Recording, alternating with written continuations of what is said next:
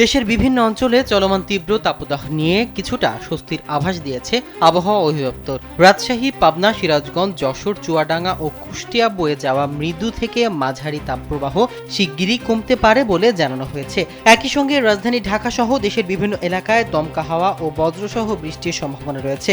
আবহাওয়া পূর্বাভাস অনুযায়ী লঘুচাপের বর্ধিতাংশ উত্তর পশ্চিম বঙ্গোপসাগর ও আশেপাশের এলাকায় অবস্থান করছে, যার প্রভাবে ঢাকা, ময়মনসিংহ, খুলনা ও সিলেট বিভাগের কিছু কিছু জায়গায় এবং রংপুর, রাজশাহী, বরিশাল এবং চট্টগ্রামের দু-এক জায়গায় অস্থায়ীভাবে ঝড়ো হাওয়া সহ বৃষ্টি হতে পারে।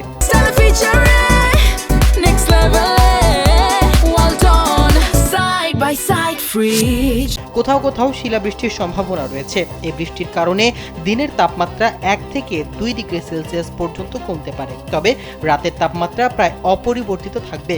নদী বন্দরগুলোকে 2 নম্বর সতর্ক সংকেত দেখাতে বলা হয়েছে, কারণ কিছু এলাকায় ঘন্টায় 60 থেকে 80 কিলোমিটার বেগে ঝড়ো হাওয়া বয়ে যেতে পারে। পরবর্তী কয়েক দিনে তাপমাত্রা আবার বাড়তে পারে, যদিও উত্তর পূর্বাঞ্চলে বৃষ্টির প্রবণতা বজায় থাকতে পারে।